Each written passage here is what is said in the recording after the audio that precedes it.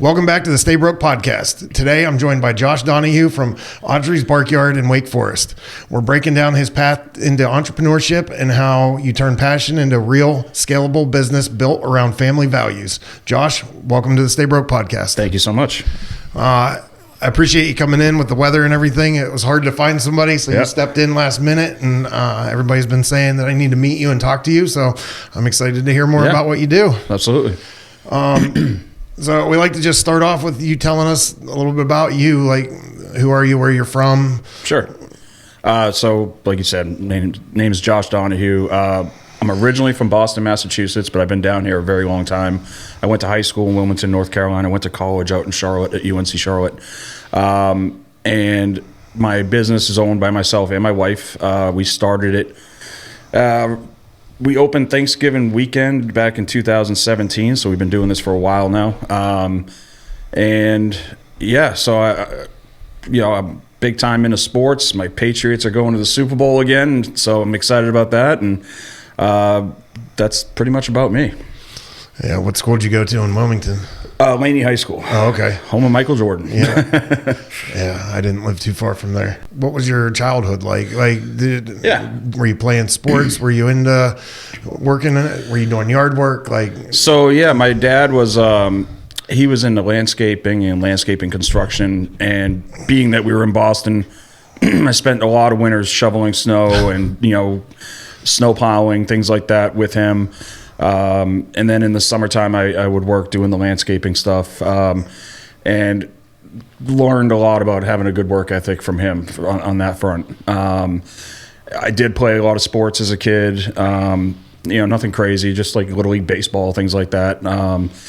And because of the fact that he was a landscaper, that's how we ended up coming down to the South, because obviously you can only do that for so long up in Boston. So we ended up down here.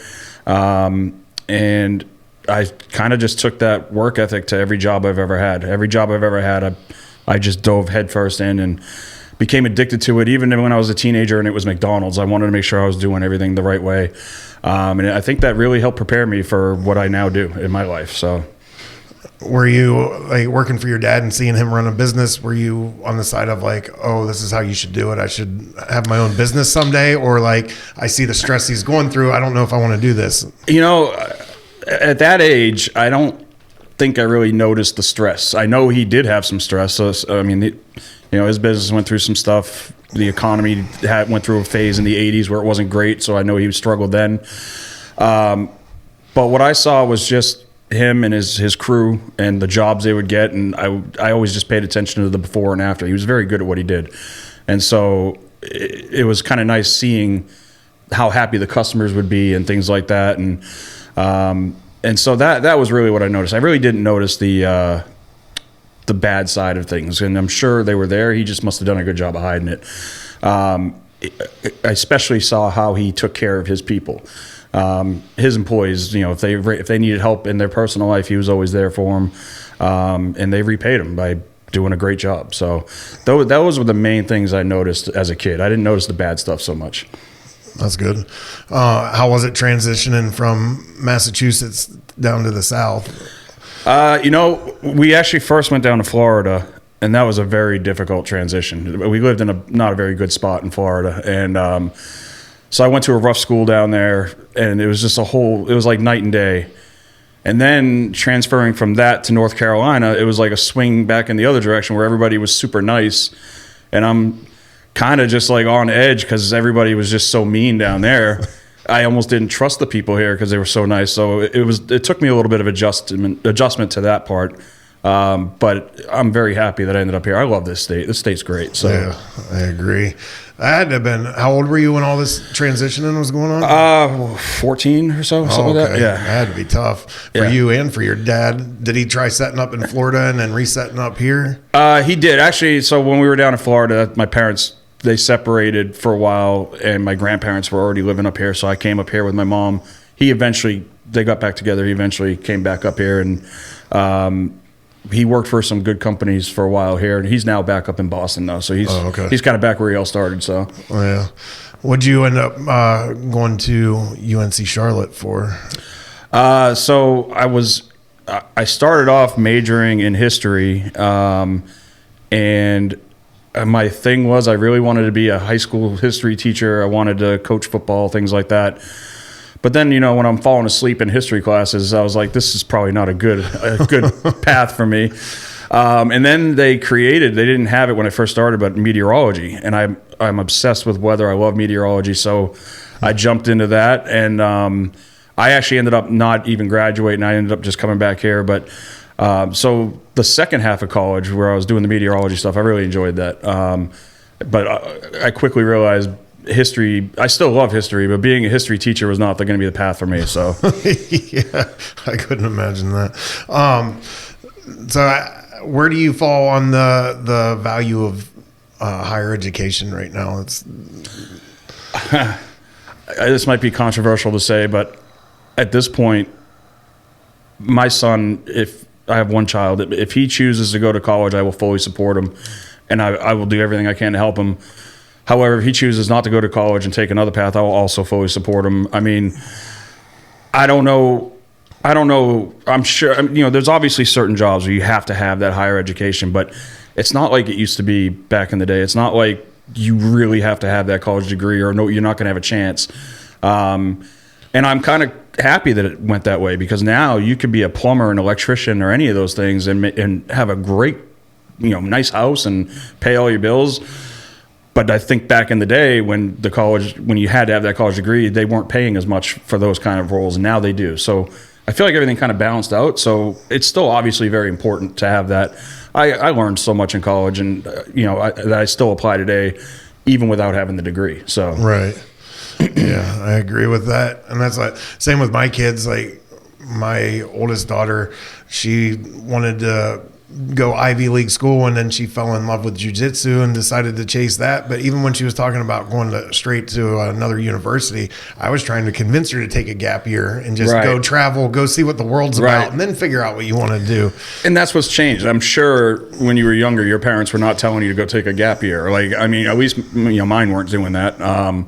Pretty sure my mom would have killed me if I did that. So, but it's just different now than it used to be. Yeah, no, I agree. I don't know. I wonder too if it's because, like, at least where I'm from, most of our parents didn't go to college, so it's like they wanted me to be the first generation that went to college. And and that was the same for me. Yeah, that was the same for me. And the biggest thing for college for me is, I mean, even now it's been 20 something years, and my best friends are the people I met in college. Like, I'm texting with them every single day. So, so that I obviously will always be grateful for the higher education for that part and the things I learned. So, I think you can do a lot of growing up in college, a lot of maturing. I think that's really good as well. It's not just the education; it's the life experience too. So. Yeah, I chose to get mine from the military. Yeah, well, it's a whole different life experience. I actually had that same plan. I remember. So I'm flat-footed, which means I have no arch in my feet, and it's really messed up my knees. So like when I was 18 years old in high school, I ended up having major knee surgery on both my knees, and I had a scholarship to the Air Force. I so badly wanted to be in the Air Force, but just wasn't meant to be with that stuff. I remember when I had the surgery. I'm recovering. I'm all drugged up, laying on the couch, and the Marine recruiter showed up to my knocking on the door, and my mom's like, "Sure, come on in." And he's right there, and I had this like huge brace on. And he was like, "Oh, never mind." But yeah, no, it's and that's a whole other thing. If my son wanted to go to the military, that'd be awesome. Yeah. So what'd you do after you left university? So I came back here and. I got my first like office job, which I remember being all excited about because it was my first salary job, and I was kind of selling. I was calling auto mechanics all around the country and selling them on this program where if they signed up with this national organization, if someone in their area broke down, they would do the work and we'd send them the work type thing. And it was an interesting job, but I ended up leaving that one, and I really enjoyed this was the time of my life when I was doing a lot of cooking in restaurants and catering and things like that. And I really enjoyed that. But I also learned a hard lesson at that point in time, because I worked for, at that point in time, the biggest restaurant in Wilmington. I was in the catering department. and they had over 100 employees. And 2 weeks before Christmas, we show up to work and there's this note on the door saying they're closed. And that was, so 100 people lost their job 2 weeks before Christmas with no warning. That was probably the first time where I felt a little betrayed and felt like maybe I need to do my own thing. That's when the thought first started popping in my head. And so, yeah, I think that was a big moment for me when I was like, you kind of have to look out for yourself because you can't rely on any kind of job, So, and I think a lot of people, unfortunately, maybe learned that during COVID when times got really hard for businesses and people were losing jobs left and right. So, yeah. So, where'd you transition to from there? Let's see. So from there, when that happened to me, I wasn't in any position to start my own business or anything like that. So I now had the mindset of I want to get with a big company and where I feel like I'll have a little more job security, or so I thought. But and so I started applying to all Coke and Pepsi and Budweiser or whatever. And I ended up getting hired by this company called Cintas, which is a big company. They do uniform rental and all kinds of other things. And I thinking about back then, I remember he told me, I think it was one of 230 candidates, and I was applying for the lowest position in the company. That's how bad it was then. This was back when the economy tanked, what was it, 2008 or whatever. Yeah. And I remember sitting in that interview and I told the guy, because I knew my resume wasn't going to be there was 230 people. There had been tons of people with better resumes. And I remember I sat in there and I told the guy that was interviewing me, I was like, look, I'm telling you right now, I will outwork every other candidate. I love working, I will learn everything about this business. You will not regret it if you hire me. Because I knew I had to say something. There was no way I was going to get that job otherwise. And sure enough, he hired me.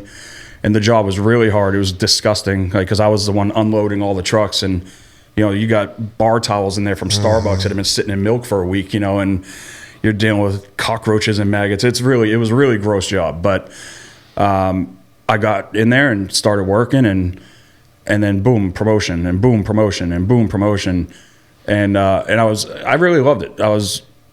It was a really good company to work for, but again, I learned another lesson as the higher I kept getting promoted, and now all of a sudden everybody around me is older and older, and I started seeing that the higher up you get, the more there was politics involved and a little bit of backstabbing and people trying to steal each other's jobs, and I'm just not about that stuff. And so that is when I really started thinking about doing my own thing, except now I actually had some money in the bank and could do something. And so I started really looking at my opportunities then. But I learned a real good amount of information from that company because, as far as hiring and firing and how to run teams and crews and things like that was where I kind of got my business education, was from that company.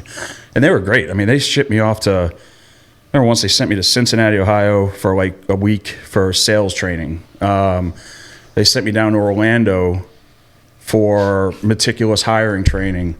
They sent me to Raleigh for another, they really invested a lot in me, and they got 8 years out of me. So it wasn't like they completely, wasted their resources, but it was very important to me to learn all that stuff. I think that's where a lot of people go wrong whenever they get a job and they know that hey, this isn't my future. I'm not going to stay here. And maybe they just do enough to get by.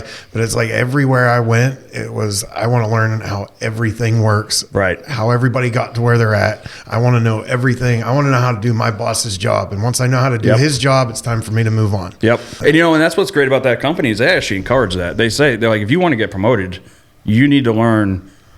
You got to do two things. You need to learn your boss's job, and you need to make sure someone is learning your job. You want to make sure that you can be replaced quickly, and that was a good lesson that they taught as well. So yeah, that was really good. 8 years of my life. So wow, that's cool. Did you meet your wife during that time? When did you meet your wife? So actually, yeah, I met her. I think it was just a few weeks after I first got hired, if I remember correctly. So I met her down in Wilmington, and it's funny because I'm in the dog business now, and that's 100% because of her. She at the time was doing all rescue work with there was a big rescue down in Wilmington that she was partnering with. And I liked animals. I mean, I had dogs and cats my whole life, but it certainly wasn't anything I ever thought I would be getting into the business of. I mean, back then, I probably didn't even know what dog daycare was, like, because I mean, it's not that old of a concept. Right. And so when I met her, I really became exposed to the dog world. I was so naive back then too, but I didn't even know. Like the rescue that she partnered with every weekend in Wilmington would be out at Petco. They'd have the kennels set up and people would be coming by to adopt the dogs and stuff, trying to find homeless dogs their homes. Before I met my wife, I just thought they were out there selling dogs. I didn't know anything. I didn't know that there were rescues involved. I didn't know anything about it. And so I learned a lot about the animal stuff from her, and I started helping her and helping the rescue, and I kind of just got sucked into that world and fell in love with it. I mean, my level of care and love for dogs went from like 10 to a million in that time period as well. So did you end up choosing to leave your job? Like, how did you get from there to where we're at now? Well, so,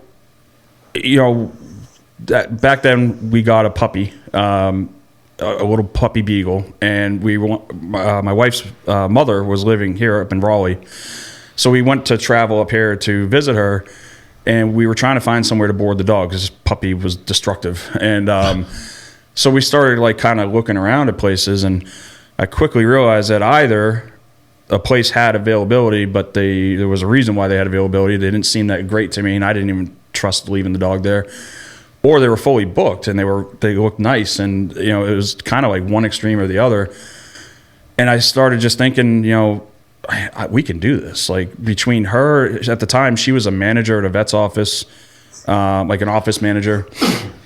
And I was also already thinking about what do I want to do. And I was reading books, listening to podcasts, watching YouTube videos about the real estate market and like flipping houses and investment properties, things like that. That was the path I was heading on, because I didn't think, in fact, I knew that my wife was not interested in being a business owner. So I was like, if it's just going to be me, I want to do this kind of work. And so that was the path I was going on. But then when I noticed the disparity of like the good companies and the bad companies in this industry, it just popped in my head, like, why don't we work together and do this? So when we got back from Raleigh, I literally just sat down with a notebook and I wrote out like a 2-page business plan, just sitting there thinking, getting all my thoughts down on paper. And my wife didn't even know I was doing that. And when I got done, I showed it to her. And I said, like, we should do this. And she was like, absolutely not. And I was like, all right, I get that. So I was like, well, I'm going to put this in the drawer and I'm going to leave it there. And we'll come back to it maybe one day. And a couple months later, I don't remember exactly what happened. She had a bad day at work. And she came home and pardon my language, but her exact words were, screw it, let's do it. And I was like, that's all I needed to hear. And so I pulled that thing out. And I made it into an official business plan, started getting all my ducks in a row. And, I let my Cintas, I let them know, like, hey, guys, I'm working on something. And for the most part, a lot of the people in that company were supportive and happy for me. I remember, I'm not going to say any names, but I remember one guy who was in charge of sales. He was based out of Raleigh. I remember him coming down to me and telling me that he thinks I'm making a big mistake, and that he just doesn't want to see one day my profile on LinkedIn and see that I'm unemployed.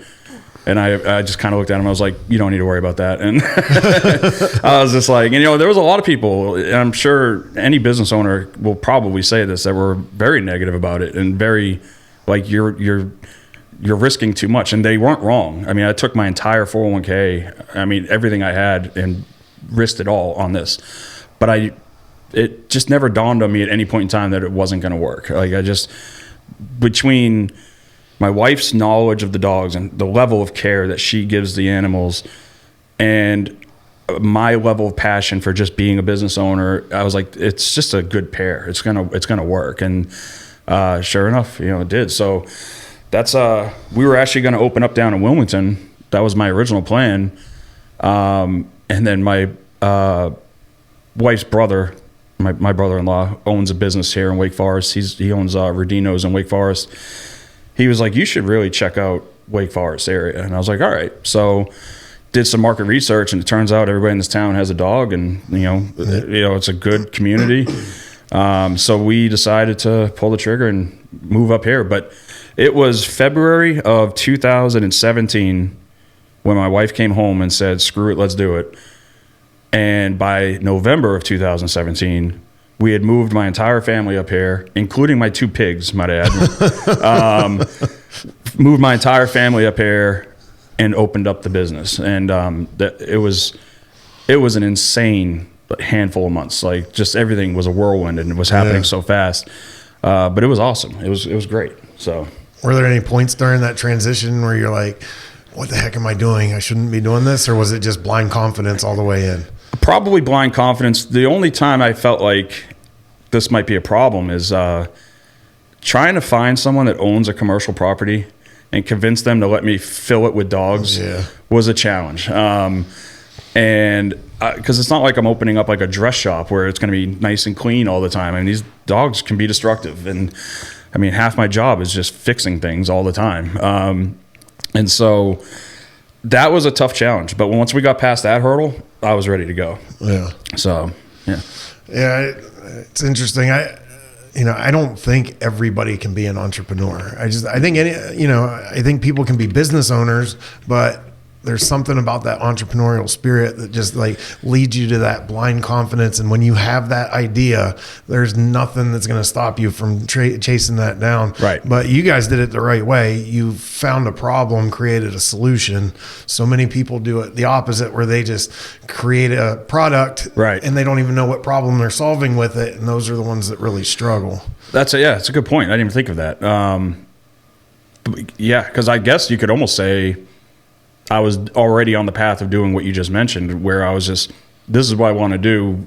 I don't know if I'm solving any problems or not. But then when we realized that there is an actual need in the pet industry, it just made sense. So we ran with it.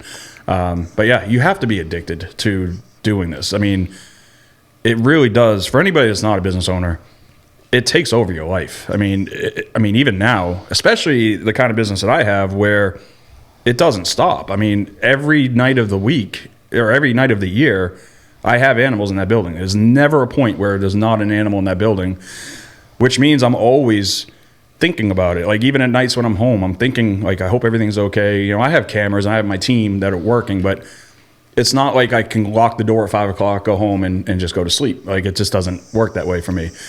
We just had the winter storm on Saturday, and, we sent my team home, and from Saturday until yesterday, I was at Audrey's. Got very little sleep. We had an air mattress that was extremely uncomfortable, and we, were closed to the public, but we still had 15 animals in the building that had to be taken care of. And where my home is a lot of country roads, and so I was like, when I let them out at nighttime, there's no way I'm going to be able to drive home. Like, the road conditions were going to be way too bad, so we slept there for 3 days, and now it's looking like we might be there again next Saturday.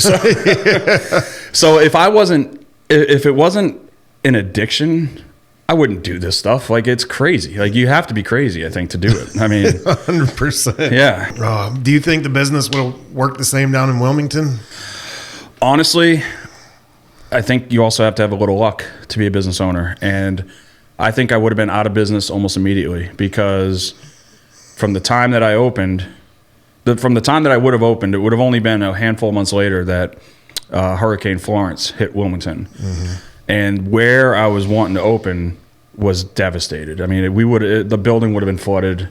I don't know that I would have been in a maybe insurance or something, but I don't know that I would have been in a financial situation to recover from that. So I've said that to my wife many times, like, being here, if it wasn't for her brother making that recommendation, we probably would have been falling flat in our face right away, because of Mother Nature. That would have been a tough pill for me to swallow. But yeah, so during that time, instead of us being down there, fighting for our lives and trying to figure out what to do with the animals, we actually were in contact with other animal businesses down there, and we were taking the animals up here to safety, because you got that major hurricane hitting. And you got people that are like on vacation in Italy, so they can't come back and get their dog or anything like that. So, instead of being in that position, we were able to actually help others in that position, which was a nice change. And like I said, a little bit of luck. So, Yeah, it's a very different economy down there too. It's operating a business down there was very different than doing it here. Everything that happens in the overall economy hits down there double hard because it's either college students or rich people on their island or working, service workers. And it's like, and that's pretty much it. There's no real middle class down there. At least there wasn't. It was a struggling middle class when I was down there. I would say it's probably still the same. And you see it every time I visit down there, because my mom still lives down there. My sister lives down there. Every time I visit down there, restaurants and bars or whatever that I saw 3 months ago are now something different. Yeah. And it's like constantly, businesses are just flipping. And so it's definitely, I don't know how they do it down there, but you're right. It's a different, Raleigh's its own little bubble. But I feel like Wilmington's also its own bubble. It's just different than the rest of the country. Yep. Yeah, I think that's anytime you have a city that relies heavily on tourism, you're going to have that fluctuation like that. But then you throw a large university into the mix too, right? And that completely changes the dynamic. Like, everybody's like, "Oh, I'd love to live in Wilmington." It's like it was fun for a couple of years, but then like you watch all the people come and then all the people go, and like the ups and downs every year. Like it's different. Unlike here, where everything's consistent, it's stable. We have, even when the rest of the country's struggling, we're still doing okay here. We're not doing as good as we were a couple of years ago. Right. Houses are still going up. People are still doing stuff. People are still moving here every day. Yep. It's a great place to live and work. So I think knowing your area is definitely key to knowing where to set up. Yeah. And I mean, I obviously know this area a lot better now than I did when I first moved up here. But I was very lucky to have picked this area. I mean, like you said, I forget what the number is, but there's a lot of brand new families moving to Wake Forest every single month, and I see it. I mean, we still get a lot of new clients all the time. I mean, I created a position for someone that just handles my new clients. They hold their hand through the process and all that. The fact that I need that position is a very good problem to have. And even when times were really hard, COVID and other things, this area really kind of stayed strong, surprisingly. I don't know, it's just the right mix of tech companies and manufacturing companies and service industry. Raleigh kind of has it all. So it can handle just about any kind of fluctuation in markets or whatever. Right. So you find a building to start your business in. You're still in that building. Like, how was the first year of starting up the business, and like what were your focuses? So the first year was very, very difficult. When we first opened, it was myself, my wife, and if I remember correctly, I had 3 part-time employees, or maybe one of them was full-time. But needless to say, there wasn't a whole lot to do because we had no dogs yet. Nobody knew we existed. And so to help us financially, we were literally, you'd have daycare dogs in the building or boarding dogs in the building, and my wife and I would be in group play with them, playing with them, make sure they're having fun. I'd have the phone on me for the front desk, and I'd be taking reservations or whatever while I'm in group play with the dogs. And then I also had Uber going on my phone. And so I'd get a call for Uber, and I say to my wife, all right, I'll be back in like an hour, and I'd run out and do some Ubering and come back, because one thing about this area is commercial rent is not cheap. And so once we opened and the rent came due every month, that was when it was real. And so we would work from open to close every single day. So from 7 in the morning to 7 at night. And then at 7 at night, I would go out and Uber for like another 4 or 5 hours. And then I'd go home and pass out. And then I'd get up and go back to work the next morning.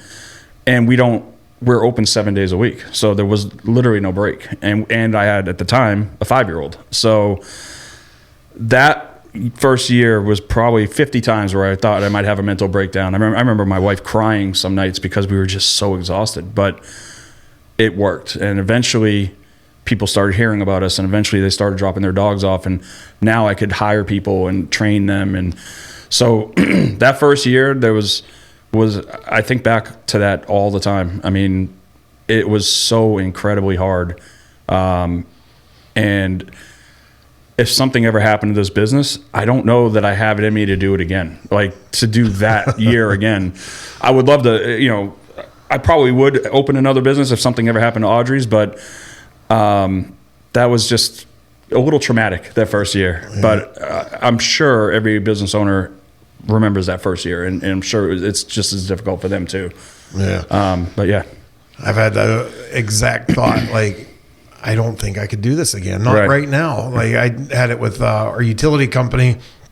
I started it, had a couple partners, and something happened where they had to be removed from the company, but they wanted me, instead of just taking the company and continuing on the path, they're like, no, we can just start over and do it again. I was like, I've been out here killing myself working, 12 hours a day at least. Right. Because I was out in the field all day, and then I was doing sales calls at night trying to get into new neighborhoods. And it was like exhausting, hardly seeing the family. Like, and then we're a year and a half in, and you want me to start over? Like, I don't think I could do this for another year and a half. And that's probably a big difference that you had to deal with that I didn't, which was being away from the family. Because for me, it was the whole family was involved. I mean, the number of hours that my son had to spend at work with us at the age of 5 was very unfair to him. But I mean, at this point, he doesn't even remember it. So I guess that's okay.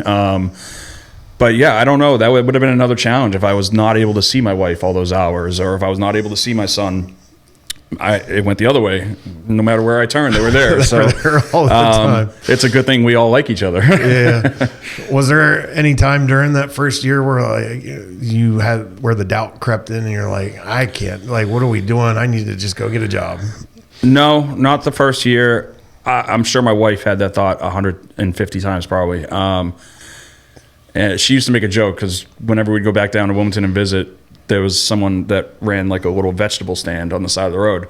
And she used to say, that's what I want to do now. I just want to sell vegetables. I was like, go ahead. He's like, I was like, I don't want to run this business without you, but I'll figure out a way. And, but she was kidding, obviously, but only half kidding, I think.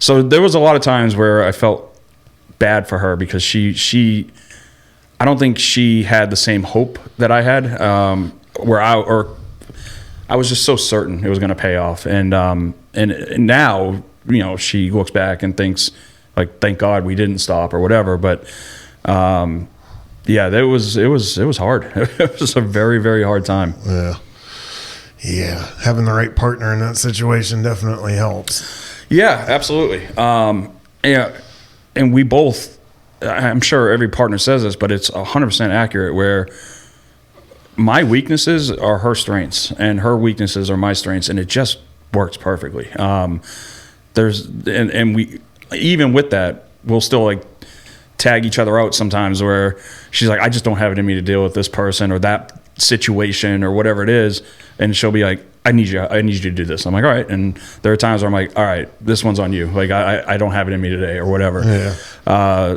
So having the right partner helps. And I say that I don't think I would have it in me to do it again, but here I am.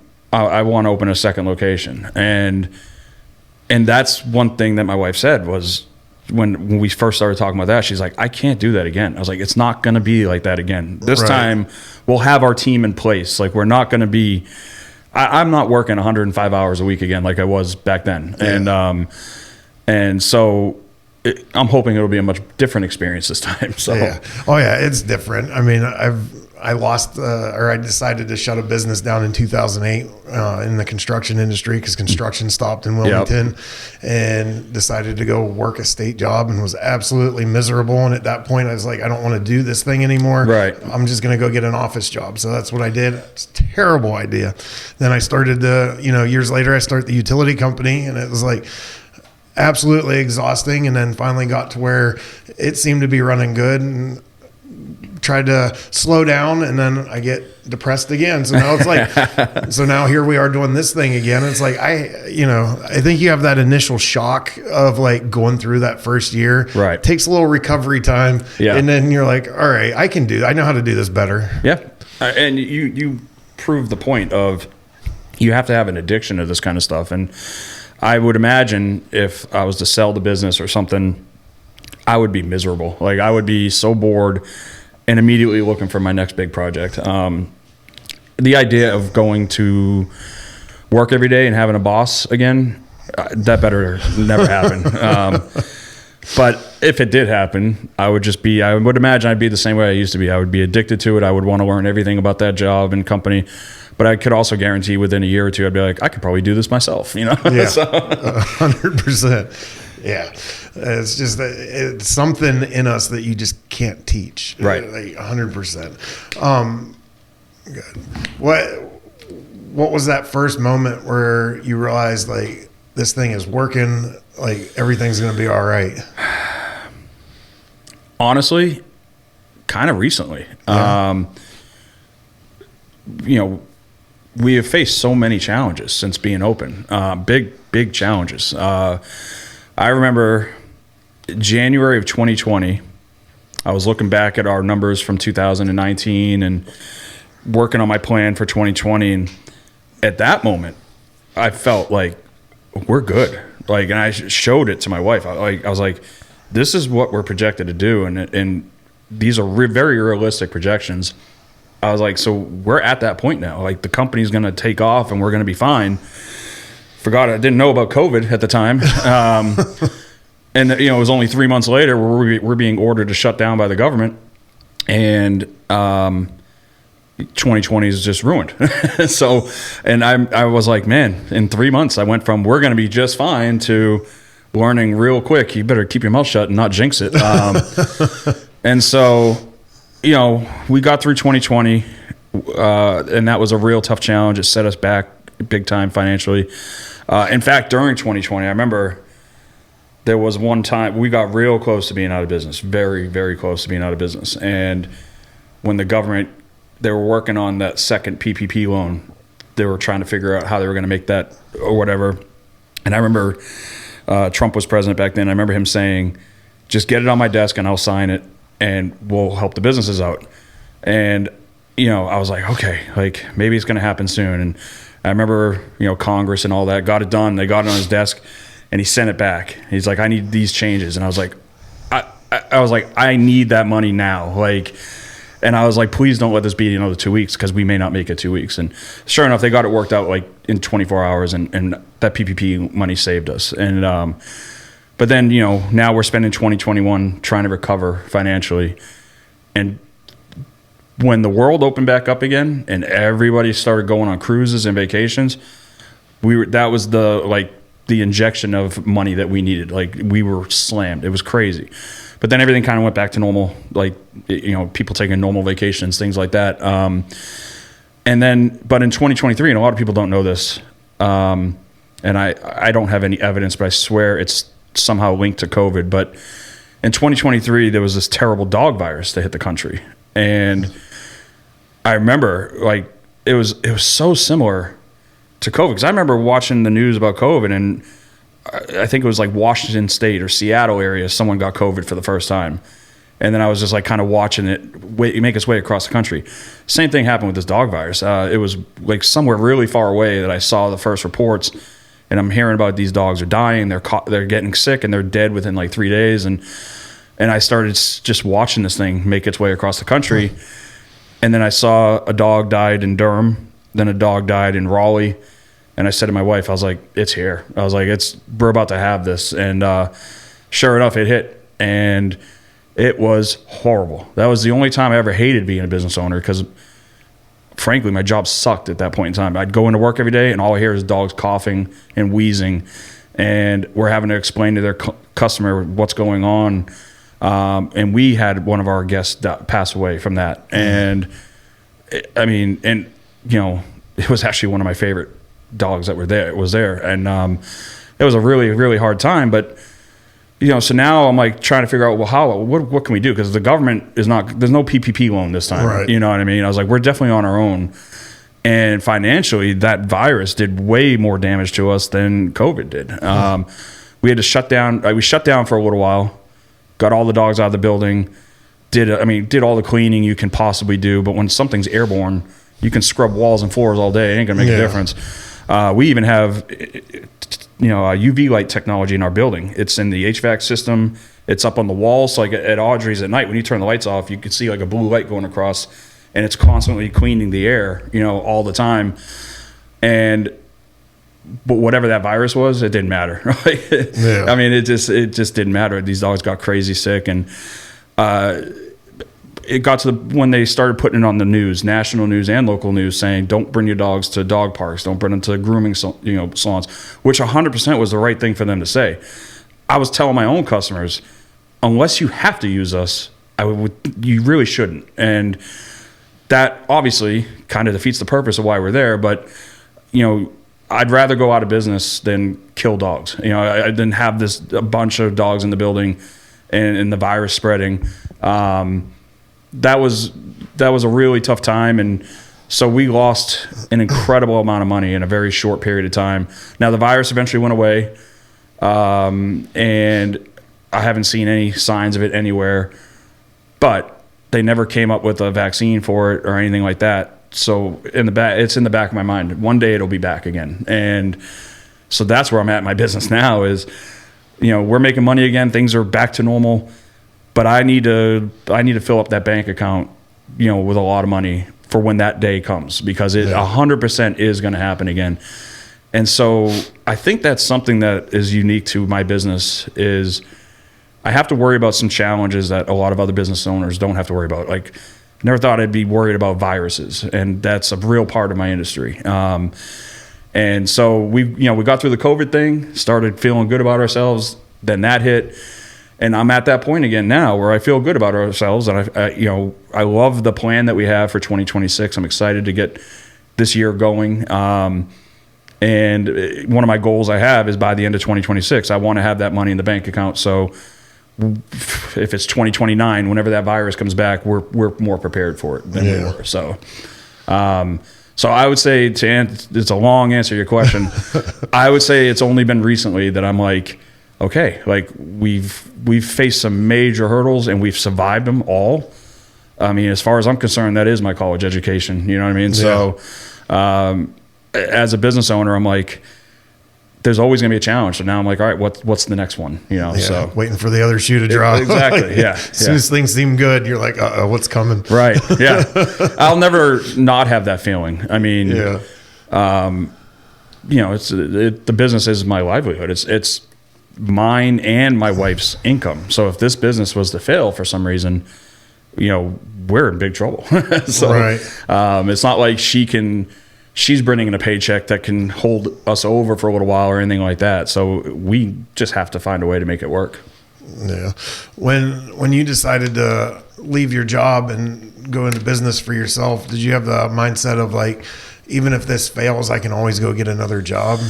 I did. In fact, I felt like I left in a way where I felt like I could go back to the company I worked for. And that really, I did enjoy that job. That wouldn't be the end of the world for me. But like I said earlier, I could see me being in that role for a year or two and then being like, I got to get back out again. Like I got to do my own thing again.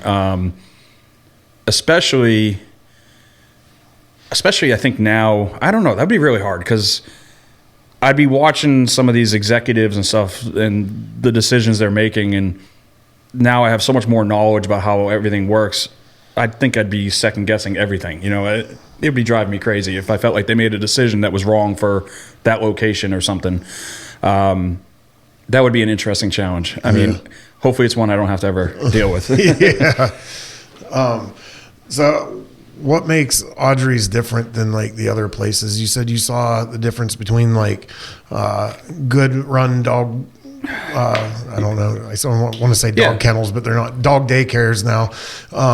And you saw ones that were run poorly. Like, how did you find what you wanted to do, and like, what do you do different? Well, one thing we do differently, this is why I didn't want to be a franchise. I thought about buying into a franchise, and I decided that I didn't want to leave having one boss and still have another boss. I want to be able to run the business the way I want to, so I can make the decisions. And so one big thing that's different about us, and I still don't understand this, but there is, even when I listen to podcasts of like the experts in this industry, and I go to these conventions, most people, like 95% of the businesses, are so against having cameras in your building to where the customers can watch. And I get it. I mean, when we first opened and our customers didn't know us, they didn't trust us yet, we were getting phone calls every 5 minutes. I'm looking on the camera, I don't see my dog. And it's like, they're in the blind spot, 1 second. And, here they are. They were just wanting to make sure we were doing things the right way. And I totally get that. But that's part of the reason why I wanted cameras. I want to be transparent.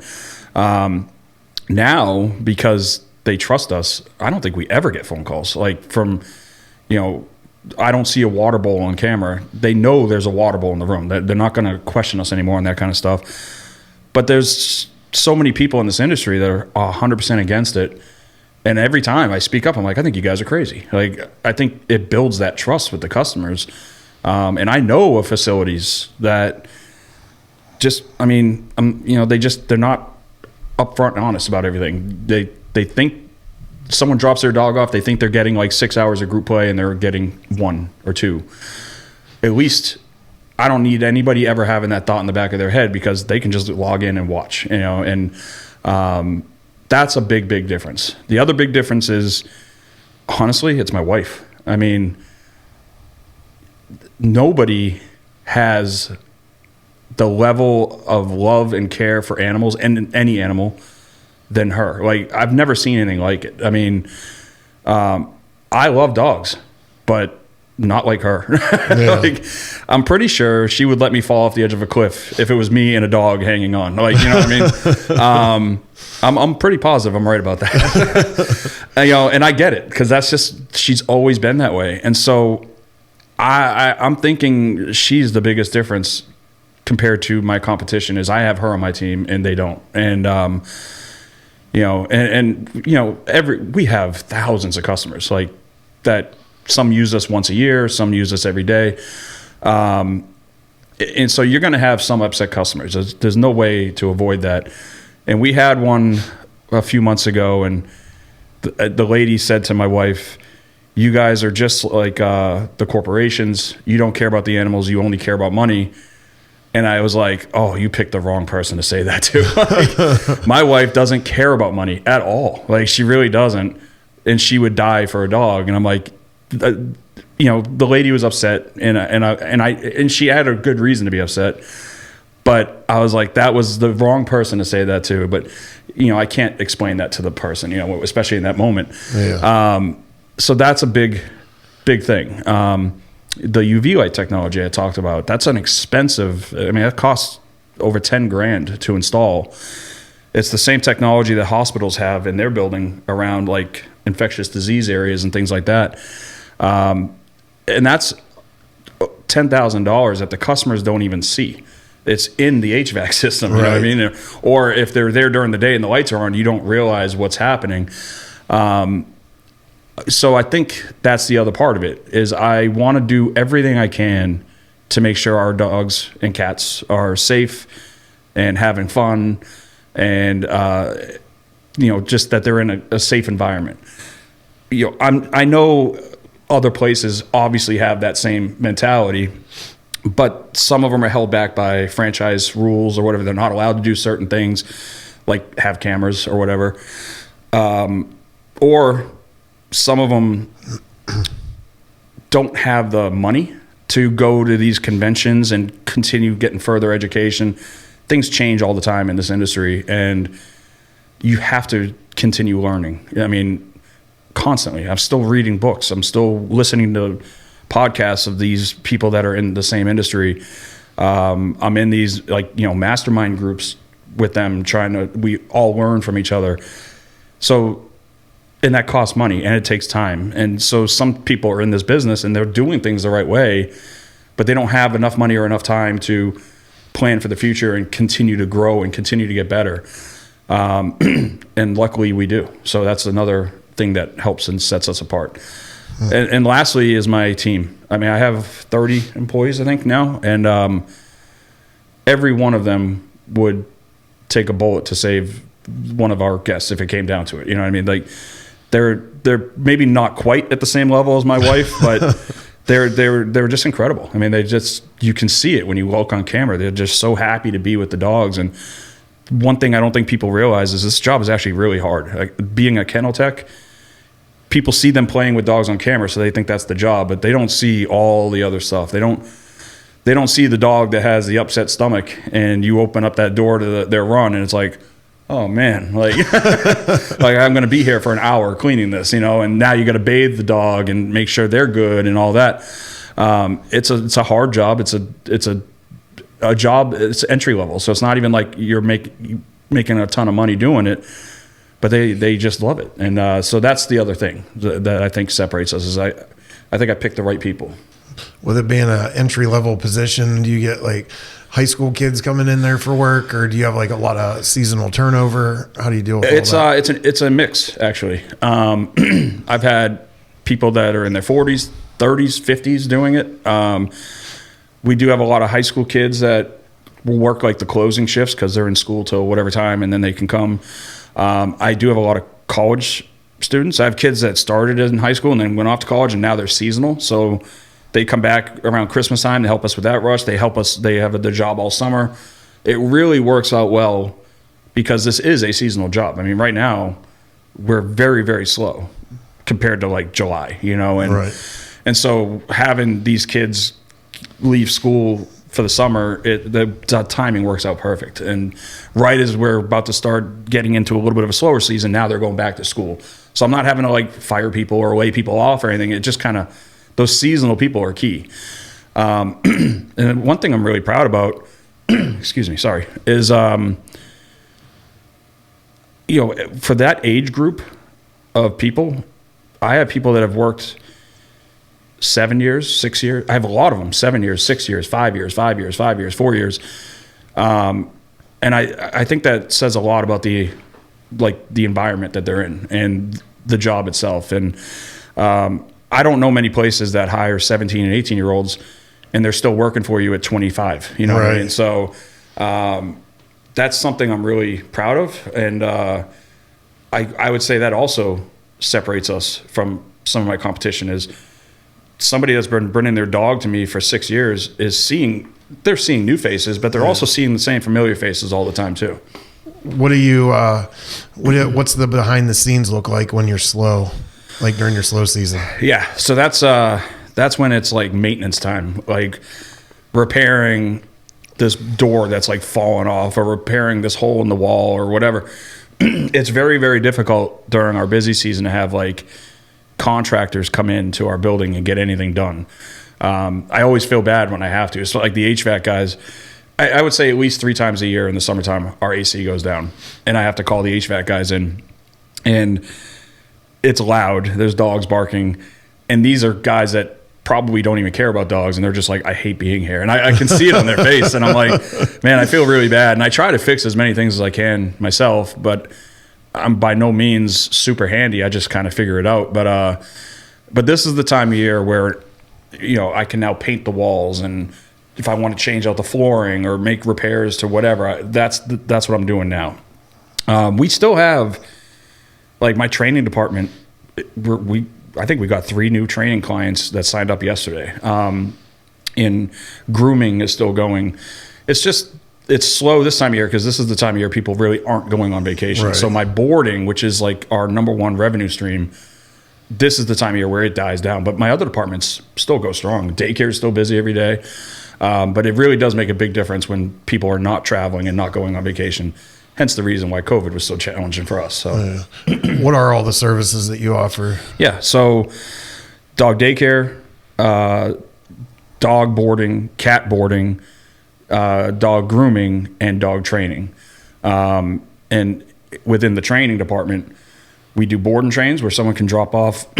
So a lot of times the board and trains are people that are going on vacation anyway, and they'll drop their dog off and they'll sign up for like a 2-week or 3-week or 4-week board and train, depending on what it is they want done. And then they come back from vacation and they got a perfectly trained dog, and we spend a few weeks teaching them, coming out to their house and teaching them everything. It works out really well. Or we do in-home training. Like if you want something, if your dog's just like a good dog overall, but gets excited when you're walking down the street and almost rips your arm off or whatever, we can fix that. Or if you have a good dog, but every time you have a visitor come over, the dog runs across the room and jumps on them and slams them into the wall, we can fix that. Or counter surfing, we can fix that. So we do a lot of in-home stuff too. But for the people that want like the perfectly trained dog, like you can go out to the mountains, take the leash off, and 50 squirrels can run by. They're not going to chase them. That's where we do the board and trains, like the really higher level stuff. So who does that training? So I have 2 trainers. Mark Herman is my like head dog trainer. When I was hiring, the last time I was hiring for trainers, I met him. He applied. He was living up in New York at the time, and he just happened to be moving to North Carolina anyway, and so he was looking, and we hit it off right away. And I felt super confident hiring him. And sure enough, he came in and he's crushing it. Like he's awesome. And we took Doran, who Doran's a military vet who was working for me at the time as a kennel tech. And I always felt like he could do more, but I wasn't quite sure what. And when Mark came on, I saw he was starting to get busy. I was like, we're going to need another dog trainer. So we moved Doran over, and he's doing amazing too. So Mark's taught him everything he knows now. And now I'll be adding a 3rd dog trainer like very, very soon, which is really cool because that new dog trainer is going to be Watson, who's another kennel tech of mine. So Watson's like probably, I don't know exact age, mid-30s. She has a kid, and this will be an opportunity for her to make some real good money now and learn something that she's passionate about, which she is passionate about, dog training. So now we get to create that opportunity for her. Every one of my groomers started off as a kennel tech, and we were able to teach them dog grooming, and dog groomers make really good money. Like, I mean, honestly, they made more money than I made last year. So, which, is cool, but also like, come on. And so like, I have a groomer, Madison, who is on maternity leave right now. Madison's one, when I hired her when she was, I think 17. And now she's married and she just had her first kid and she's making good money. I love that stuff. That's the part about being a business owner I never thought about in the beginning. Right. But now it's like I'm seeing all these like really positive things coming from it. And at one point I had a whole family working for me. It was the mom and the daughter and her brother. And actually I had another family, Doran's family. Doran works there as the trainer. His wife Corey works for me as well, and at one point we had their son working for us. So it's really, really cool. So yeah, I mean it's like a big giant family type thing, environment. So that's cool. To go from just you and your wife to 30 employees, how did you? I guess I want to know about your policies and procedures, how you came up with them, and how important they were to your being able to scale. Yeah, scaling is obviously huge. And when we first opened up, we really didn't have any policies or procedures. That's the one it's a big downside of not being a franchise. It would have been nice back in the day to have someone hand me a playbook and be like, just do this and you'll be okay. So we have developed these policies and procedures over the years. And one big factor in that is we listen to everybody. I get a lot of valuable information from kennel techs because I'm not in group play every day like I used to be. And so they're seeing things and I want to hear their ideas and what we can do. So I'm constantly updating the way we do things because of the input we're getting from everybody. And so I would say when it comes to like the HR stuff and also the policies and procedures, that's where I took everything I learned from Cintas and applied it. And it worked out well. I feel like we've created something that has the positives of a big company, but also the positives of a small company. I mean, I have full-time employees that have 401ks. And I mean, my GM she's 23 and she's got almost as much money in her 401k that I had when I left Cintas to open up Audrey's, and, so it's just, that's where, if I didn't work for Cintas and I went down this path and I'd never got that corporate experience, I probably would be a lot like a lot of other mom and pop shops where, It's just like you have like, family drama inside there. There's not benefits really because nobody can afford that. But I saw how important that was to have that stuff. I wouldn't have my company if I didn't have my 401k. So I wanted to make sure that we could create something where you can work in the animal industry, but still support a family and still have enough money to pay your bills and things like that. Because if you love dogs and you want to work with them, the only way to really make money is to be a veterinarian, which is very difficult to do. Yeah. My cousin's a vet here at Youngsville Animal Hospital. She's one of the smartest people I ever met, and she got turned away at NC State the first year. And I'm like, you got straight A's in school. So she spent all these years, and now it's paying off. She's making good money, and she's a vet. But not everybody is smart enough to go to NC State and get into that program and have the money to do all that. So I wanted to create a place where you can have career paths, and we've done a good job of that, which is why I think we have had so much longevity from these employees. Generally when there's turnover, it's because someone's going off to college, and I'm like super pumped for them, Yeah. So as far as the policies and procedures go, I've read every book I can find and get my hands on how to scale a business. There's a good book called Scale, written by David. Oh my God, I can't even. He has a company called Maui Mastermind that he created. It's like business coaching and stuff like that, and it's huge. I mean, it's a big time company. But he wrote that book, and I thought it was amazing. I mean, and he broke it down from operations to sales to human resources to whatever. And so I learned a lot from that, and I just applied it to the business. And I'm very aware of how important it is to have these procedures in place so that every situation is going to be handled. Doesn't matter which person in the building handle it, it's going to be handled the right way every time. So, and now that's why I'm at the point where I'm starting to think about the second location, because we have those policies in place and those procedures in place. And I'm in a phase right now, actually, that I'm working on where I'm trying to take those policies and procedures, and with all this new technology, with AI and everything else, I just hired someone who's helping me implement all this technology into the building to really solidify these policies and procedures and get it all where it's, at our fingertips. It's easy, it's accessible. And I feel like once I'm done with that part, I really feel like I'll be ready at that point to transition it to another location. Yeah.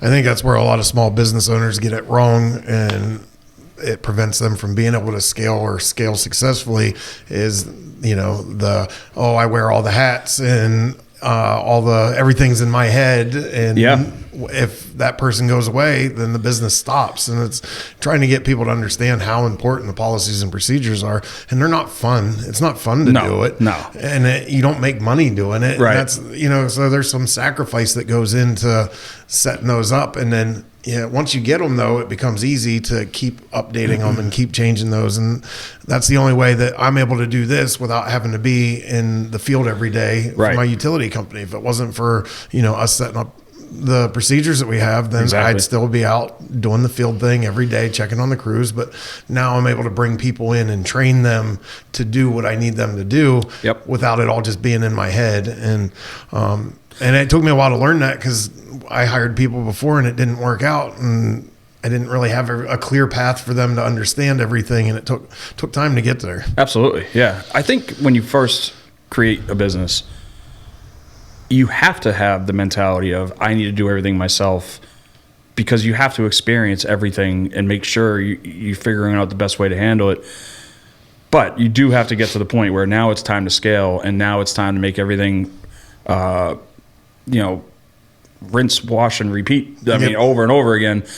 I do remember the first time, I want to say maybe it was year 3, when my wife and I went on a vacation, and I was terrified. I was absolutely terrified, but I shouldn't have been, because I had the right people in place. And, and now really, if I wanted to, I could leave for 2 weeks and it would be fine, but I'm because it's an addiction, I'm not satisfied yet. I want to do more and keep growing and doing more and hire more people and help other families, get career paths going for them or whatever. It's something that part of the business is not what I got into it for, but it's definitely what drives me now. Is the people. I mean, for me, it's never going to be money. I know a lot of people think of business owners and they're like, oh, they're just, either they think they're rich, which is definitely not true, or they just think that they went that path just to make money for themselves or whatever. And that's so far from the truth because, I mean, like I said, I have employees that make more money than I make, but I don't care. Like, I love what I do, and that'll change. I'll need another location to get to that point, but I pay my bills now, so I'm happy. You know what I mean? So it's just a different mindset now than it was 8 years ago or 7 years ago. And I definitely like this phase better. And now the biggest challenge I face as a business, I would say for me, it's all internal. Like I'll be super motivated for 6 weeks, and then I'll have a week where I'm exhausted and I just don't feel like I'm in it. And you got to force yourself to come back out of that and get back hyped up again. But it's hard to keep that level going at all times. Yeah. You just got to do the best you can when it comes to that. I mean, everybody's human. Nobody's perfect. Doing things like this, talking to you, or going to networking events and meeting all these other business owners. I know you had Tanisha on a couple weeks ago. Yeah. She's in a networking group with me, and I listen to things that she says. I listen to things that all these other people say and the experiences that they have. And I almost consider it therapy. I go to networking to meet people and hopefully get referrals for my business and stuff. But for me, it's almost therapeutic to be around other business owners because we talk about a lot of things, and it's nice to hear like, oh, you're going through that too. Okay. Like I can relate to you. Like, because sometimes it feels very lonely being a business owner because your employees don't understand everything that is going on. Nor should they. I told someone this the other day. I had a nightmare the other night where in my dream, because behind our building, we have a white vinyl fence where 2 outside play yards are. And in my dream, somebody backed a vehicle into the fence and broke it, and all the dogs escaped.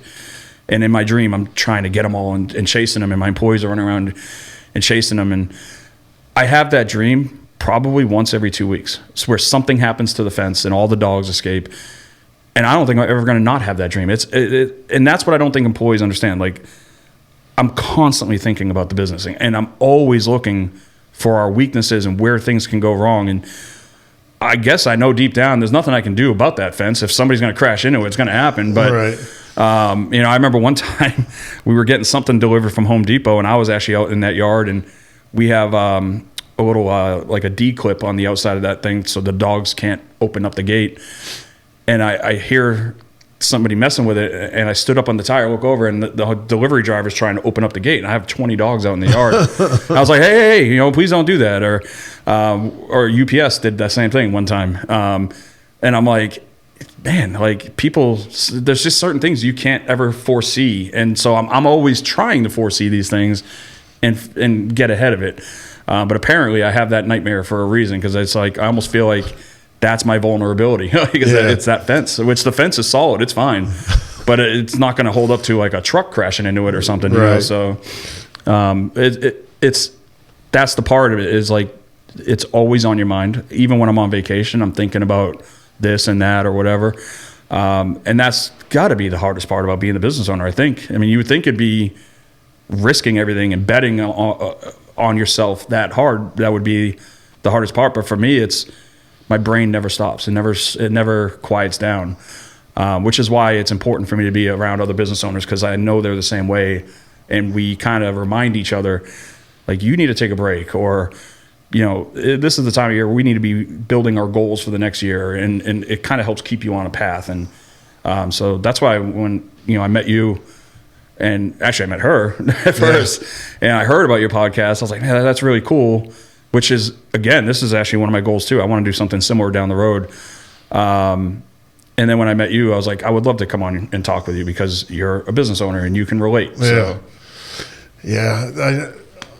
I don't love networking groups because, that's not my thing. Crowds, I struggle in them, but I do it. It's a necessary evil for me, but this is more for me. Like, I love doing this. I love talking to business owners one-on-one. Like, it gives me an hour and a half to extract as much information from you as possible, and I absorb it all, and I love it. It's a way for me to continue learning, so it's fun. Absolutely. Talking about like networking groups, what other stuff have you done to, aside from the way you run your business, to build your brand? So branding was something that was on my mind from day one because I knew that was important. I knew it was going to take a long time to get to that point because there's a huge difference between advertising and branding. And so we picked our colors based off of hound dogs. So like the brown, the white, the black, because my wife's favorite kind of dog is a beagle. And Audrey was a beagle. She was our senior beagle at the time when we opened the business. So we took those colors to create the brand, and I like it. I think it looks good. And so, in the beginning, I did what I would call advertising. Like the little clipper coupons and things like that, which I knew was only going to be temporary because I'm not trying to sell my business, my services at a discounted rate because we're good at what we do. But it got some people in the door in the beginning. Then I started, I do a couple magazines, and it's strictly for branding, just because I want people to see our name, see our colors, just to remind them that we're there. Obviously, social media is a huge game changer. I don't know how people did it back in the 90s when, when there was no social media. But I probably do some of the things they did back then. I still use the old school yard signs. Those things have brought me in a ton of business. And one sign costs like $20. So if I even just get one daycare dog, a day of daycare is like $30. So if I just get one daycare dog in, that sign paid for itself. And I think we've done that helps with branding. People see these signs, in certain spots, and the number of customers that call in and say, "Oh, I saw your sign. That's why I called you." I was blown away by how well that works. So that's definitely an old school way of doing things that I guess maybe I don't know if it's just for my industry or for everybody, but it still works. And now we do a lot on social media. Like we're in the Facebook community groups, which helps. We have a large following on our Facebook page, which helps. I mean, it's pretty easy when it's dogs. Yeah. I mean, that makes it. I don't know how insurance guys do it. You know what I mean? Like, I don't know how you market insurance because nobody cares or nobody even likes insurance. But I'm lucky to be in a field where people love animals. And so it makes it very easy. Although it's kind of ironic, though, our biggest hits that we get on social media are when we do posts that have nothing to do with dogs. She mentioned seeing we did a funny thing of my son shoveling the ice the other day when we were, stuck at work. And my wife made a quick video and posted it or whatever. And that thing had like hundreds of views within seconds. I was like, that's crazy. Like, I mean, I can't think of the last time we made a post that just went so quickly. So it's almost like our followers, they see the dog stuff and they think it's cute, but they really pay attention when it's not the dog stuff, which is something I would not have expected. It's kind of interesting. As far as branding goes, the only other thing I can really think of is, we have our uniforms so like when my employee goes to a gas station, it says on the shirt, like, who we are, what we do. This is our website, our phone number. But I would say that's about it for now as far as branding. But, and I'm still getting used to the AI stuff. I've been working hard on the last 6 months trying to educate myself as much on that because I know that's going to be a big part of my future. So I want to make sure I'm ready for that. Yeah. Well, doing stuff like this is going to help with the AI algorithm because all this stuff that you're talking about today, now that's going to be on the internet, and now it's a resource that AI can pull from. So if somebody wants a facility with UV protection or, now they know, all right, Audrey's is the place, and it's cool. It's cool how that's working. And I don't think a lot of people realize that, that's how AI is working when you're using it to search for stuff. Yeah. And I mean, when we first put the UV light stuff in our building, I don't even remember, some magazine that, like a national magazine, heard about it, I guess, and reached out to us and wanted to do a article on us. And that was a long time ago. It had to be 7 years ago. And I still see that thing pop up online sometimes. And I'm like, that's crazy. It's 7 years later, and I'm still seeing the pictures from that when I'm Googling whatever, you know. So it's interesting how the algorithms work. And, you know, and unfortunately they keep changing. So it's like, you know, once you think you figured it out, you already are behind the times. So yeah. How important do you think your location is that you got? Because like you said, it's hard to find a place to rent to put animals in. So a lot of them, you'll see them in the back of an industrial park or something like that. Yeah. Yeah, you're right. My location is very, very important because we are right in the middle of the town. But we're backed up against, we're not too close, like where they can hear the dogs, but big neighborhoods, you know, heritage and traditions, and all these neighborhoods where people have, almost all of them have dogs. They all have good paying jobs and things like that. So it's kind of perfect where I'm at. I wish the traffic was a little better, but I'm, you know, I can't, you know, beggars can't be choosers or whatever the saying is. So I'll take it, you know, because I could have been in a much worse position. The other thing I love is I love the town of Wake Forest. I love the Chamber of Commerce, everything they do. I just think this town really supports small businesses very well. And that was something I didn't expect, because when I first moved here, I didn't know anything really about that part. I just did research about who owns dogs. That's really what my research was. But when I got here, I started seeing the support that the community offers, and it's cool. I think I'm in a great spot. Yeah, I agree with that. It's, you know, like in Wilmington, it was a lot more cutthroat. Like, right there, I was never part of any networking group. It was hard to find anybody even really, you know, look up to as a mentor that would share information down there. But here, it's completely different. Right. Yeah. Even in my industry, like I've got good working relationships with some of my competitors. You know, one of them, again, I'm not going to name names, but one of them that opened up a couple years ago, you know, they were texting my wife asking, hey, how do you handle this situation? And I thought that was awesome. I was like, I love that we can work with each other and help each other. I wish all my competitors were that way. They're certainly not, but the ones that are, it's a great working relationship. And I root for them. I want them to be just as successful as we are, because God knows there's enough dogs in this town to go around. I mean, I can only board, I think our cap is like 80 at a time. There's got to be 20,000 dogs in this town. So, yeah. You know what I mean? So there should be 5 or 6 locations doing what I do in this town. And that's about what we're at this point. Yeah. Do you think when you go for your next location, do you think you need a prime spot, or do you think your brand can carry you a little bit more to where you can be a little bit tucked in? My goal would be, I really think it was very important having those large communities near me. So, I will have the benefit of being picky. I'm not in any rush. So I want to find something that is close to another community similar to that, and hopefully in a town that is as amazing as Wake Forest is. That's going to be something else I look at, which is not something I looked at the first time. So I think being near that community is huge, because you wouldn't think it, but a lot of my daycare clients are people that are working at home. They got to get the dog out because they were trying to do a Zoom meeting and the dog's barking in the background, or if they're like my dogs, if I'm sitting there trying to type, they're nudging my hand every 2 seconds, you know. So I want to be near people's homes. I don't want to be in some industrial area. Although I get why places are in the industrial areas, it's very hard to find places not like that. So for me, you know, I think I'm just going to try and repeat what I did as far as a location goes, because even though that's going to be a big challenge, but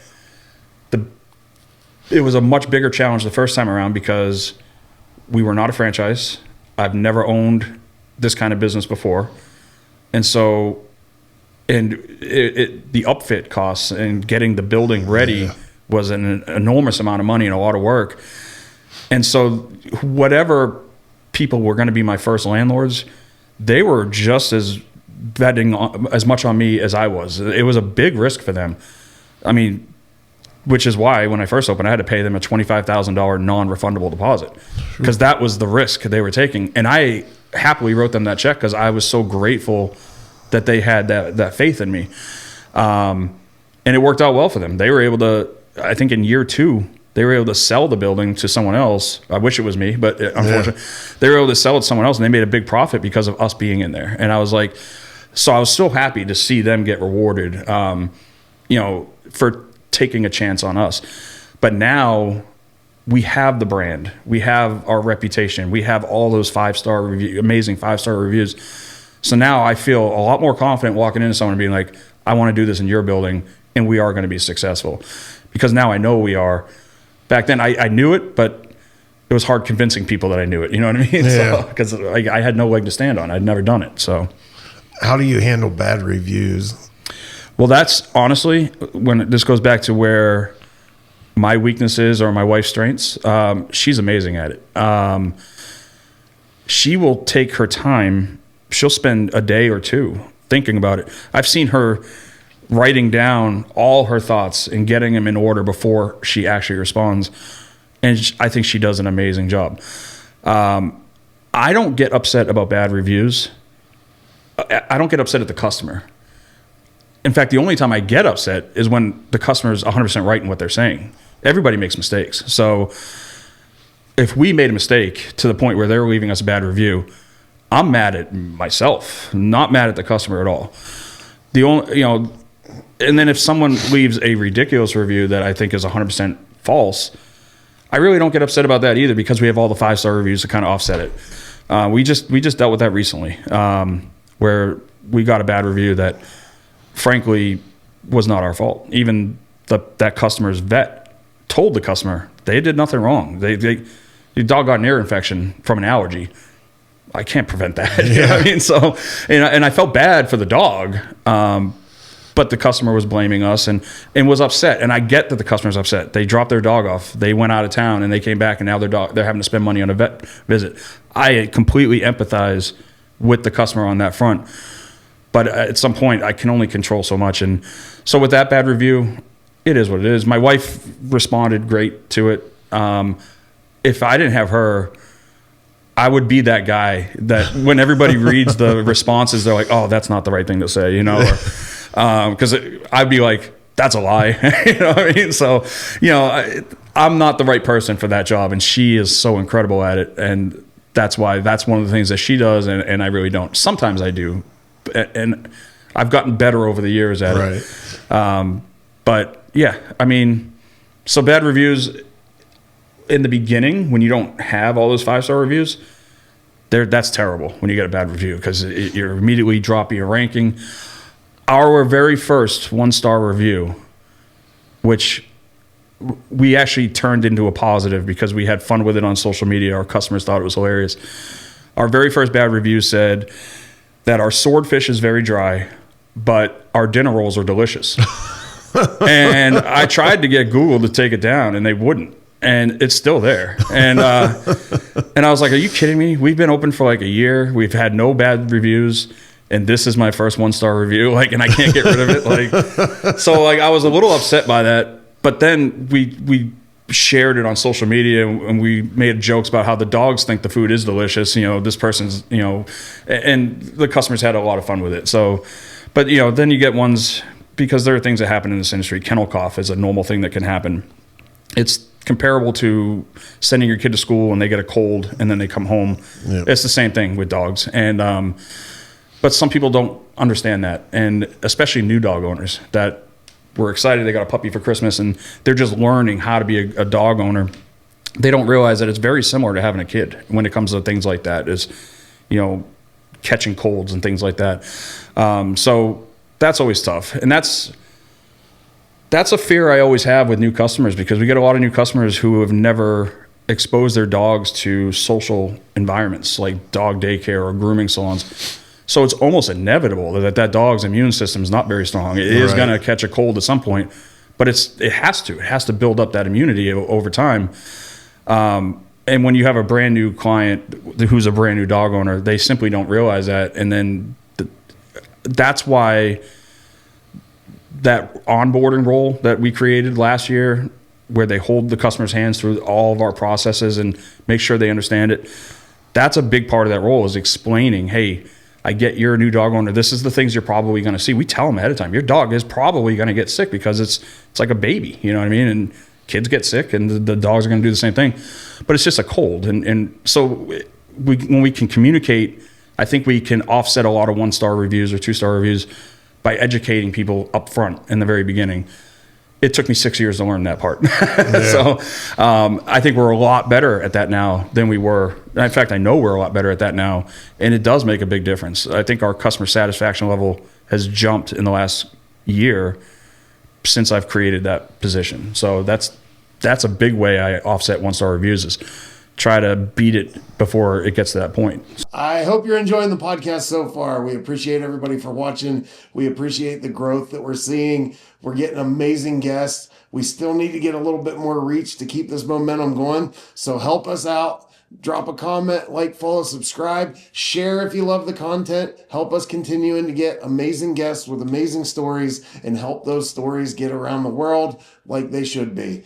Thank you, and I hope you enjoy the rest of the episode. How important is it to respond to the bad reviews opposed to just ignoring them? Oh, very important. You have to respond. I mean, as a customer of so many businesses, if I'm going to a new place, almost the first thing I do is look at the reviews. And if I see either very poor responses or no response at all, I probably won't even go there.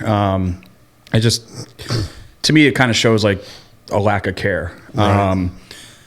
And in my opinion, no response is almost worse than a poor response, because I can at least understand a business owner getting upset and in the moment typing out the wrong thing. Like, you're showing your emotions, and I can at least chalk that up to it's a mistake. But if you don't ever respond, that's just not showing the care. I mean, that person is or was your customer. Even at that moment, you still got to treat them with respect and handle it. To me, otherwise it just shows you don't care. And even if you do care, it portrays that you don't care, and that's not a good look. Right. Whenever you started your business, did you offer all the services right out of the gate, or did you add services as you went? Great question. We definitely added as we went. So I wasn't sure if I was going to offer grooming, but I met someone who had like 14 years experience grooming, and I hired her to kind of help me run that department, because I'm definitely not a dog groomer. You don't want me anywhere near your dog with scissors in my hands. So we started off with daycare and boarding, which I knew my wife and we could handle those departments. But because I met this person and hired her, I was like, all right, we're gonna run with grooming right away. I always knew we would offer it. I wasn't sure if I was going to offer it right away. At that time, dog training wasn't even a thought in my head. It was just, that was something that just kind of popped up a few years into the journey. And we did create for a while, this would have been 2 or 3 years ago, we did create another department, another service of pet sitting or dog walking, where we come to your house and we could even stay at your house or whatever. I thought that was going to be a great idea. I thought that was like my most genius idea since we opened the business. And I quickly realized that that's a whole different business. And I would have needed a whole set of employees just for that department. And I made that decision. I made the decision to shut that department down when it was Thanksgiving a few years ago. I was hosting. I had my mom and sisters and brother, and everybody was in town, and I cooked all day long. And 10 o'clock that night, I'm 40 minutes away from my house in someone's backyard waiting for their dog to use the bathroom and letting them in the house. And I was like, why am I out here? Like, you know, yeah. So, and I think we charged like $24. So like for $24 on Thanksgiving night, I'm like, all my family's back home and I'm out there shivering, taking care of the dog. I was like, this is not for me. Like, this is not what I want to do. So I decided to shut down that department, even though I still think that department could have brought in a lot of revenue, but it would have required a lot more of employees, and I just wasn't ready for that. I might one day think about it again, but for now, I got rid of that one. So we have the services we run with, and that's what we're going to go with. We did have a vet contact me. Actually, it was during COVID, when in the height of it, when like the world was shut down. I got a phone call from a veterinarian that was opening up a new vet's office down, and I want to say maybe in Clayton. And they asked me if I wanted to partner with them and open up a daycare and boarding on one half and have the vet's office on the other half. And I do see a lot of positives in that, but I ultimately was like, I think I'd rather keep the sick dogs very far away from my building. You know what I mean? So I see the benefits of partnering with a vet. Like, it'd be cool to have a vet, within arm's reach. But there's so many great veterinarians in my town, in Wake Forest, that are within 2 seconds of driving, and they all have good relationships with us. So I'm good in that department. So I decided not to. And it was, I did say to him, I was like, the whole world is shut down right now. You're opening a business? Like, I was like, I'm not trying to do that right now. And so, yeah, we started off with just boarding, just daycare, and just grooming, and have since added on the dog training. And I'm really glad I did. The dog training I love watching the before and afters. Those guys are really good at what they do. Yeah. How'd you figure out your pricing along the way, and how much has it changed from when you started to where you're at now? So the pricing is interesting. I definitely got it wrong in the beginning because I listened to that groomer, who she was an amazing groomer, but maybe not the best business owner kind of thing. And I just went with what she said as for pricing. But she drove a long way, so she wasn't even really in the market, like in our market. So her pricing that she came up with might have been perfect for where she lived, which was almost an hour away. But we were definitely too low, and I didn't realize it at first. And I'm like, man, we're just not making the money we need to make, and that actually is still affecting me today, because I maybe I should have immediately just fixed it, and it would have been a major price increase. But I've just been trying to, over the years, get a little bit closer to where I want to be. And if any of my customers are watching, I'm sorry, but we have a price adjustment coming soon. And but that price adjustment is going to be we're now going to be where we need to be. We're still not going to be the most expensive place in town, but we're not going to be the cheapest place in town. Like, for a while we were, and we just weren't making any money. I mean, because the pricing's where it's at now, I'm able to buy much better products. Like, our groom dogs leaving the building now are so much better than they were 6 years ago. Yeah. But I'm able to invest more into that department. I could buy the top end products, and they really do make a big difference. For me, I mean, I have a hat on, but I'm pretty bald. I don't know much about shampoos or anything like that. I know about conditioner because I have a beard, but I don't care what shampoo I put on my head. It doesn't make any difference to me, but it apparently makes a big difference when you're talking about, dogs, especially long-haired dogs or double-coated dogs, or the poodles and the doodles. It really makes a big difference from, throughout the process. And I still get people all the time that say, man, it's been 3 weeks since I brought my dog to you for a bath or a groom, and they still smell amazing. I didn't hear that 6 years ago, but now I do.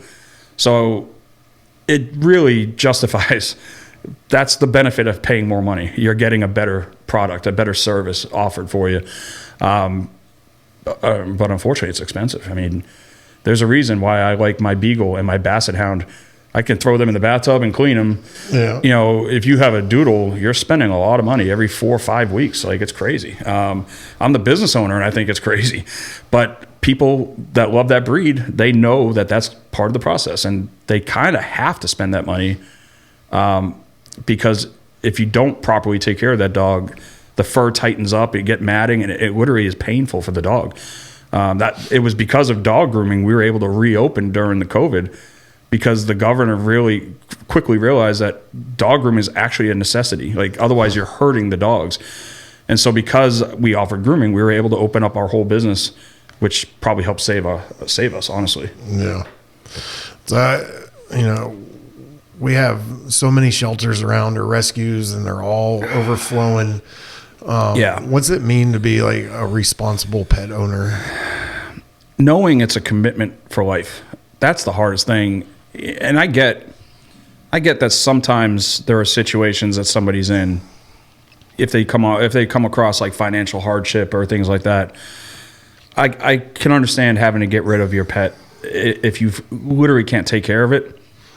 However, I also see homeless people that have amazing dogs that they're well taken care of. I can tell just looking at the dog. So you could also have that mentality where you brought that dog into your life. You got to treat it like a kid. I mean, it's part of your family. It's really, really hard being involved with the rescue side of things. The volunteers. So just as a shout out, we partner with Paws for Life Rescue in Wake Forest, and they're great. And the volunteers that dedicate their life to that, I don't know how they do it, because you're right. Everybody's full. The Wake County shelter is shut down right now for like 4 months, I think, for renovations. That's going to be a lot of unfortunate dead animals during that time because of it. And so like it's hard for them to constantly be dedicated. They're dedicating their life to this process. It's hard for me to watch what's happening to the dogs, but also what's happening to the volunteers. It's mentally draining on them. But at the same time, we've helped save the lives of so many dogs. I think it's slower now than it was, but there was one year, maybe 2021, we had 97 dogs that we fostered in our business that found a home. That's 97 dogs that would have been killed that year if we weren't able to help. And that's awesome. I love that part of it. But it is sometimes depressing seeing what's happening with the rescues and the shelters, because it's like you're just watching them tread water. They're trying their hardest. They're doing everything they can. And that's the part that's the part I didn't even know about before I met my wife. When I said I was a naive person, I mean, I was that guy that would be like, oh, okay, something changed my life. I can just get rid of the dog. Right. But I was dumb and ignorant back then, but now that I'm involved in it and I see it, it's a huge problem. I mean, I think back to Price is Right at the end of every episode. What's his name? Bob Hope. Not Bob. Barker. Bob Barker. Yeah, Bob Barker. Barker. Man, I can't believe I couldn't think of it. They had, always please spay and neuter your pets. Yeah. Back then I was like, okay. Like now I'm like, yeah, please do it, because it's very, very important. So it's very rewarding, but also frustrating at the same time. So luckily though, for Wake Forest, a lot of credit to this town. There's a lot of really good dog owners. I mean, I had one guy, he came in and took a tour of our facility. He was looking for somewhere to board his dog and also do dog daycare.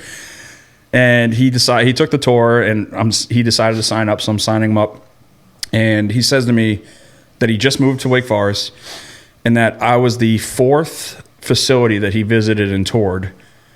He said, however, I just threw my kids into whatever daycare was near my house. He's like, I didn't even tour any daycares. He's like, I spent so many hours finding the right spot for my dog. And he said, it's just dawning on me now that I just dropped my kid off at school and was like, all right, have a good day. And I thought that was hilarious. But there are a lot of people that are like that. The dog's not just part of their family. Like, it's like everything to them. And it's really cool. I love being able to help those kinds of customers, because they're just so happy and so grateful for everything we do.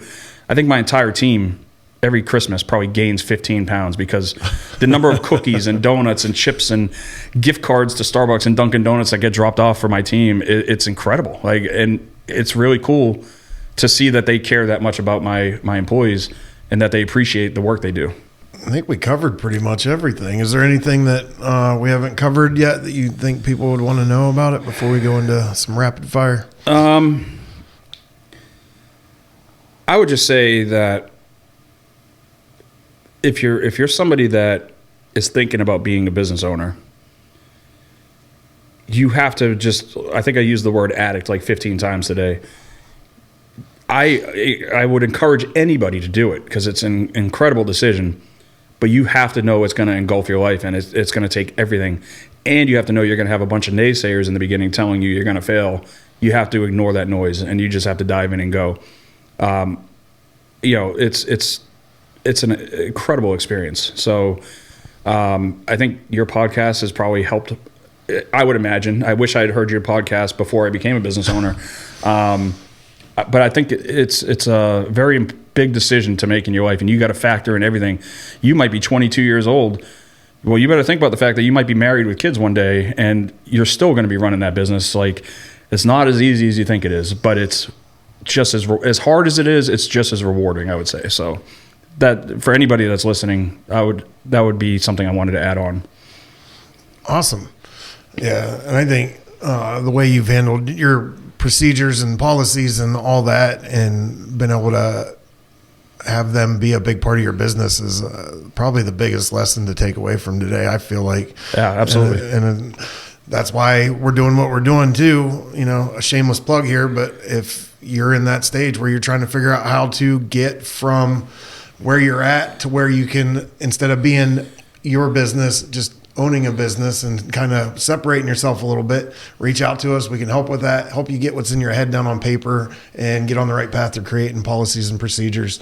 Just go to staybroke.com and reach out to us. A couple rapid fire questions. Yep. Do we have any questions over there? Cool. I guess that means we've answered everything today. One thing people misunderstand about the pet care industry. They think it's easy. They think you're playing with dogs all day, and that is so far from the truth. So yeah, that's the big misconception. And I tell people that when I'm interviewing and hiring, like, you have to know that you're not just going to be playing with dogs all day. This is a very hard job for so many reasons. I mean, I don't want to be a downer, but there's another part of this industry is we fall in love with these dogs. They're part of our family. And then, unfortunately, dogs eventually pass away. And, we have so many clients that at least twice a week, we had to put this dog down. And that's hard. Like, it's hard because I'm like, I'm never going to see that guy again or, whatever. And you're seeing the family going through hard times too. There's nothing about my industry that's easy. Nothing. So, but I can see why people on the outside, especially if you're just turning on the cameras and seeing my employees play with dogs all day, I can see why they think that, but it's a very, very difficult industry to be in. Awesome. Favorite or most surprising dog breed? I never thought this would become my favorite, but I love bulldogs. Like, their personalities are hilarious, and they're so stubborn. And they're not going to care what you want them to do. They're going to do what they want to do. I just find, and I think they look funny. Like, I just love them. Everything about bulldogs I love. Another breed that I kind of went the other way on is before I owned this business, I always wanted to have a husky one day. And now that I own the business, I'm never going to have a husky because they're like the perfect like nephew or niece. I get to go play with them for 8 hours. And then they go home. But, bathing a husky or the de-shedding process, if you ever came into the grooming room when we're doing that, it's a blizzard. I mean, there's hair everywhere. And you have to do that like every 4, 5, 6 weeks. And they're a lot like bulldogs as far as the stubbornness goes, except they're just way louder. They're going to yell at you. They're going to scream at you. So I consider the husky like a niece or nephew. Like, I can play with them, but then someone else is taking them home, and that I'm cool with that. So, but bulldogs is a breed that I've fallen in love with over the years for sure. Are there bad breeds or dangerous breeds, or are there just bad owners? I mean, I wouldn't say there's a bad breed, but I would also say I never trust a Chihuahua. I know everybody probably thought I was going to go pit bull or something. But when someone brings a Chihuahua in, I always take extra time to get to know them before I'm sitting there, picking them up or whatever. But no, some of the breeds that you hear about that have the bad reps are some of my best clients, best customers. I mean, they like to play all day. They have fun. There have been some breeds that I've had to turn away, and I felt really bad about. But like, we had a huge Rottweiler that used to come to us. And the dog was good. It would hump sometimes, which was a little tough. But I had to tell the owner, I'm like, your dog is so big that when your dog starts to like hump another dog, my employee's not able to get it off, like to pull the dog away. I was like, so unfortunately, if something ever bad happened, we wouldn't be able to stop it. And so because of that, we have to unfortunately not have your dog in our daycare, and that stinks because the dog didn't do anything wrong except just be huge. Right. No, there really isn't. It's funny though how different every breed is. So if you're somebody who's thinking about getting a dog, do some research for sure. Like if you're not one who's going to be out there jogging with your dog, probably don't get a German Shepherd. They are very high energy, any Shepherd really. They're going to be high energy and it's going to require a lot of work. So if you're like somebody who wants a dog to just sit on your lap and watch TV with you, do some research, Yeah, people love working dogs until they have to take care of them. Oh yeah, they're great. I mean, we used to have an Australian Shepherd that would be in daycare with us, and one of their tendencies is herding, and we would rotate our play groups, and I would rely on that dog to help me. It was just something naturally they would do. They would herd up all the dogs and push them into the next room, and I was like, this is great. Like I got a dog doing my job for me. So yeah, what's the best advice you've ever received? So, for those that don't know, when you're opening, at least I don't know if it's a North Carolina thing. I'm not sure, but there's the organization called SCORE. It's free mentoring from past business owners. I had 2 mentors. One of them worked for IBM for like 1 million years, and the other one had his own painting company for a lot of years. And I relied on their help a lot in the beginning because I didn't have any money to spend on getting mentoring, and they were a wealth of knowledge for me. And I remember I had one of my meetings with them. This was probably 6 or 7 months in, and I remember complaining about how much money I was having to spend on paper towels. And I was like, I just can't believe how many paper towels I use every single day, and I've come up with some solutions to cut down on how much I use, but ultimately I'm always going to use a lot of paper towels. And I was venting to them, and they both laughed at me, and they said, you are focusing on the wrong things. He's like, you're a business owner now, which means all you're going to do is be a problem solver. It's going to be problem after problem after problem. He's like, you got to let the paper towel thing go. And I was like, all right, I'll let the paper towel thing go. And boy, were they right about that. Like, once you solve one problem, there's just another one right on the horizon, or 8 more on the horizon you got to deal with. Yeah. What's the one thing every service business owner should fix immediately? Customer service in the last 5-6 years has, in a lot of places, has gone away. We need to bring that back. I mean, that's, I think, something that I've taken pride in my business. That was one of my huge goals in 2025. I was like, man, we are so good at taking care of the dogs, but I want to really take care of the humans better and really jack up that experience to kind of top it off. And it was a huge game changer for me. I think we have improved so much in the last year, and we were already good in my opinion. I mean, obviously I feel that way, but so I'm really happy with where we're at now. And I think because customer service has declined so much in the last 5 years, people appreciate it more now than they ever did before. So if you own your own business, find ways where you can improve the experience for the customer now, because they are going to appreciate it. They're going to be so grateful because they've gone to 3 other places that day and have been treated poorly or ignored or whatever. And I mean, that happens to me. I go places and cashier doesn't even like say hi or anything. They're just sitting there, staring down. And that's just, in my opinion, maybe I'm wrong, but before COVID, it wasn't like that. Like, I felt like businesses were so much better at customer service prior to 2020, but that gives us the opportunity. And this is the other thing about being a business owner. You got to find the opportunities. That's an easy way to like improve yourself right now, is find every way to increase that customer experience, because right now they're going to appreciate it more than they ever have before. Awesome. Tell everybody where they can find you, how they can follow. Absolutely. Social media. Yeah. So company name is Audrey's Barkyard. So our website is www.audreysbarkyard.com. Not backyard.com like a lot of sales reps and people say sometimes, audreysbarkyard.com. We are located in Wake Forest, North Carolina, right off of Rogers Road. And yeah, just honestly, you go to the website and you'll see everything about our services, our teams. You can create an account right there. If you don't even want to deal with a human, you can create an account, book anything. The other thing I would say is we don't require appointments for tours. I want people to just, anytime we're open, they can stop in and I'll show them around. We don't have anything to hide. That's been one key thing about my business is transparency. It's why I have the cameras. It's why I don't require appointments for tours. You're going to see us how we are. If you like it, great. If not, that's fine. But I want to be honest about what we are. So if you are local and you want to come by anytime, just stop in. That when we're open, we'll show you around. Awesome.